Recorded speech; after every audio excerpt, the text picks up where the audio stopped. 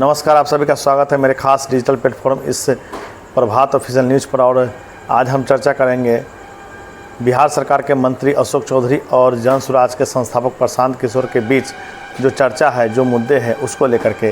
क्योंकि जिस तरह से इन दोनों के बीच का मामला कल पटना सिविल कोर्ट में पहुंचा और यह मामला पूरी तरह से राजनीतिक हो गया और यह मुद्दा पूरी तरह से राजनीतिक चर्चा का विषय बना हुआ है। हर जगह इस मुद्दे को लेकर के चर्चा हो रही है और चर्चा इस बात को लेकर हो रही है कि उन्होंने कहा था, बिहार सरकार के पूर्व मंत्री डॉक्टर अशोक चौधरी ने कहा था कि प्रशांत किशोर सार्वजनिक तौर पर माफ़ी मांगे, लेकिन प्रशांत किशोर ने माफ़ी मांगने से इनकार कर दिया है। प्रशांत किशोर ने कहा है कि मैं 3 वर्षों से बिहार में घूम रहा हूँ, लेकिन मेरे पास एक भी चौकीदार तक नहीं है, मेरे पास एक भी पुलिसकर्मी तक नहीं है, मुझे किसी से डर नहीं लगता, मैं किसी से नहीं डरता। यदि डरता तो 3 वर्षों से बिहार की गलियों में, रास्तों में, सड़कों पर घूम रहा हूँ, लेकिन बिना सुरक्षा घूम रहा हूँ। आप देखते होंगे कि कोई यदि बिहार में पंचायत चुनाव में कोई अगर मुखिया भी चुनाव जीतता है तो देखते हैं कि 3-4 लोग लेकर के स्कॉर्पियो लेकर के घूमते हैं।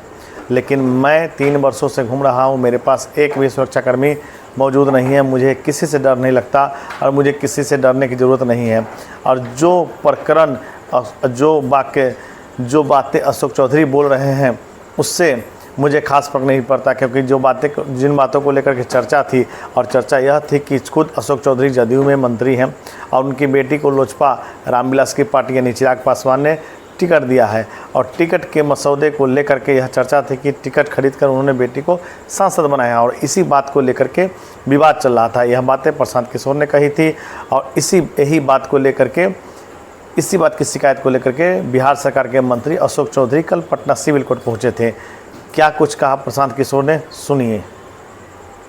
सर, अशोक चौधरी क्या है कि सार्वजनिक रूप से प्रशांत किशोर माफी मांगे? चलो, अशोक चौधरी ऐसा कितना आए और गए, ऐसे टुटपुंजिया से प्रशांत किशोर डरने लगे तो हम यहाँ 3 वर्ष से घूम रहे हैं। यहाँ बिहार में मुखिया बनता है तो 4 गो गनमैन लेकर घूमता है।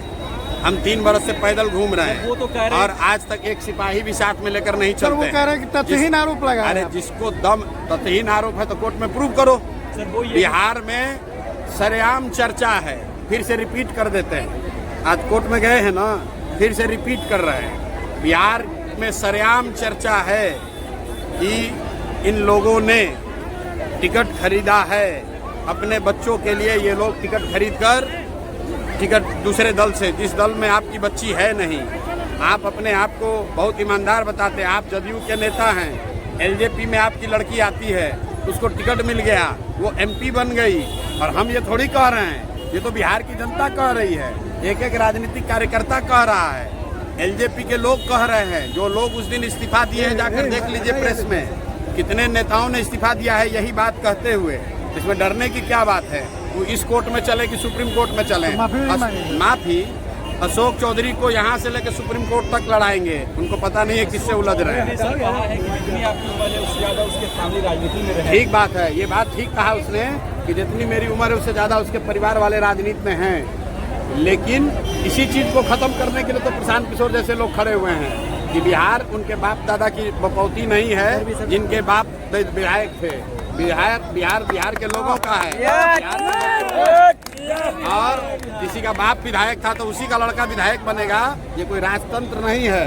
यहाँ नेता जो है वो बैलेट पेपर से, मतदाता पत्र से पैदा होता है। राजा का लड़का राजा नहीं बनेगा। ये अशोक चौधरी को भ्रम है, तो इस भ्रम को इस बार अभी तोड़ देंगे 4 महीना के अंदर। बिहार की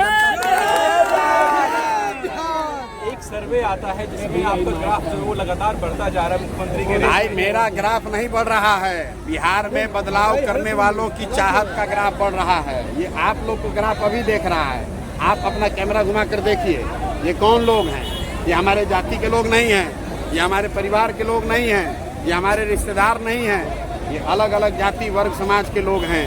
लेकिन हर आदमी त्रस्त है, हर आदमी बिहार के भ्रष्टाचार से परेशान है, हर आदमी बदलाव चाहता है, हर आदमी अपने बच्चे के लिए शिक्षा रोजगार चाहता है, इन नेताओं से मुक्ति चाहता है। सर, एनडीए में सब कुछ ठीक है।